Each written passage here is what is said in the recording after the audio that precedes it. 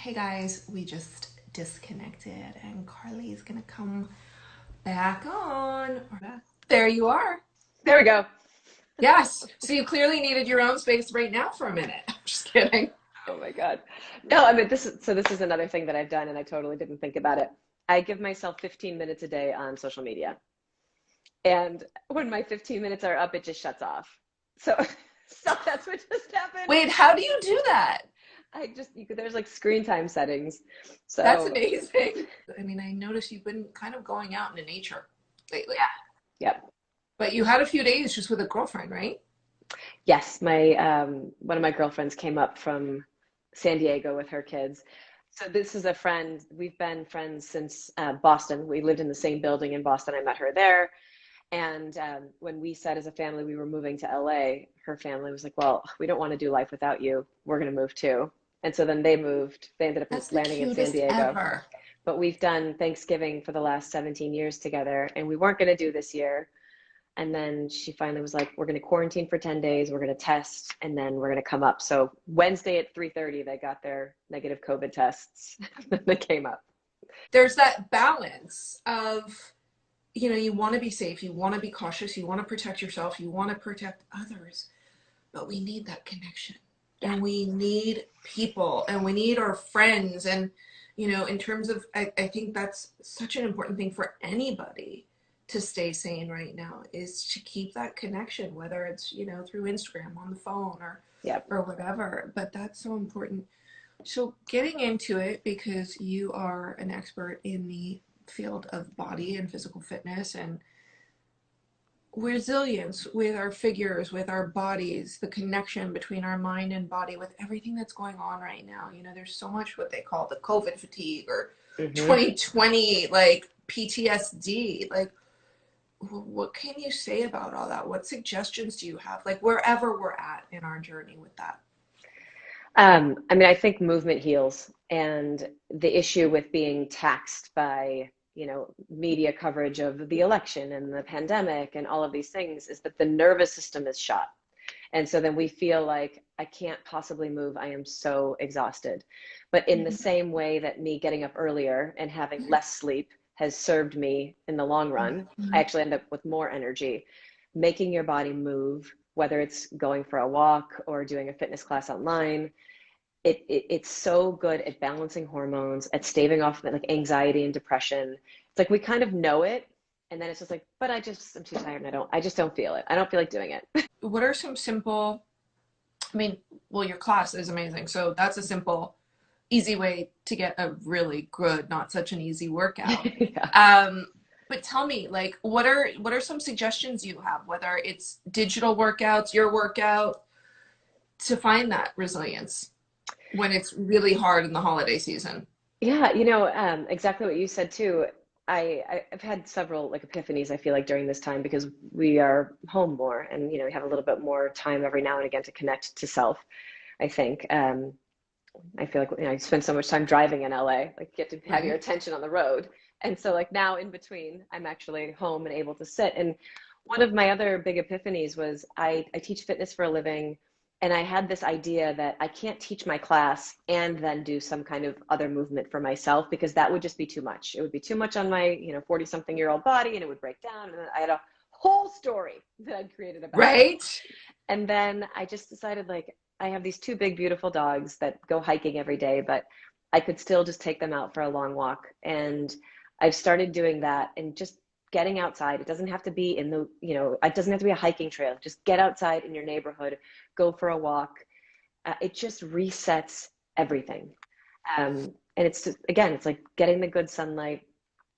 Oh, I'm feeling like we had this conversation maybe an aside, but getting good sunlight, like there's this whole idea that there's a flu season, right? But there's not Yes. actually a flu season. It's just that we stop getting outside because it's not as warm. We don't get the good vitamin D from the sun. We're not getting the fresh air. Like the flu virus is around all year long. It's just that we become more susceptible in the winter because we're not getting out. And so I think too with like the daylight savings time situation where it's darker, earlier, there's a whole story that we can create about not getting out and moving, and it doesn't matter. Like just any time of day, get outside, walk. If it's hard to get outside, if you're handling something at home, exactly what you talked about, like your breath playlist, watch your breath move, watch your body move, like Mhm. just sit still and watch your breath. It's powerful. It's informative. You can heal so many parts of your body just breathing and like noticing, my breath isn't getting there on that side, but it is on the other. Now let's get to exciting things. You've built a really incredible platform. I was actually on your website last night and it looks so good. And I'm so proud of you. So between April and now, will you catch us up and tell us everything about the KT method? Sure. Okay. Um, so yeah, pandemic hit and I, much like many other people, was like, okay, what am I going to do with myself? I have a whole host of knowledge that I've really wanted a platform to share. And I sat and meditated about it for a couple of days, and then it just kind of all downloaded. Like, this is what you're going to do. This is how you're going to share. Um, Everything that I do, that I focus on, is specifically for the female body.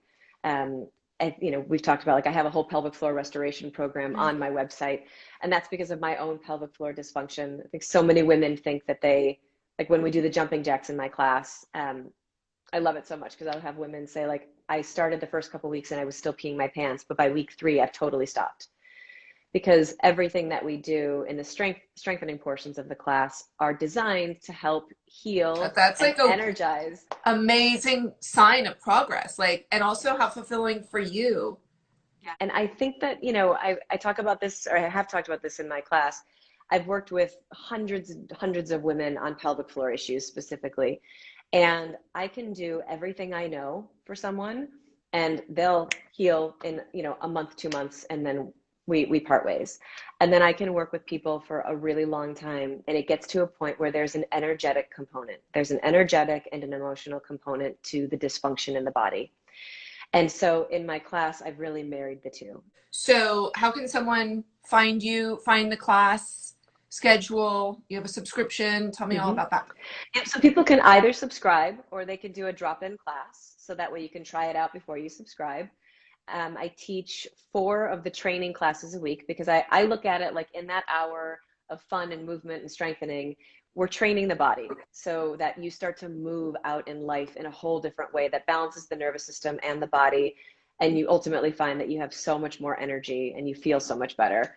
Um, and so, yeah, you can either go through the subscription or you can do a drop in. And then I'm also teaching some yoga because I feel like there's the yin and the yang, the balance. Yeah. Like, my class is a little energized, the training class, and then the yoga Yeah. kind of balances everything back out. Um, but yeah, you can find me either through Instagram, or, and there's a link in my bio you can click that'll bring you to my website to check everything out. What are a couple, I mean, we've kind of gone through it, but what are a couple tips or tools to help us get through? I mean, there's obviously movement and breath Mm-hmm. and that, but to get through the holidays, the rest of the year with as much grace as possible. And then how do we, it's been such a wonky, I can't believe I just put that word out of nowhere. It's been such a wonky year. So I would say that normally I like to reflect on the last year while I set my intention and get ready for the next year. But from a physical fitness or motivation, what do you got for us on that? Like, I feel like I need that little bit of motivation, no pressure. I need that little bit of a how do I get through this today? Yeah, I mean, we kind of talked about it in the beginning when we were talking about gratitude.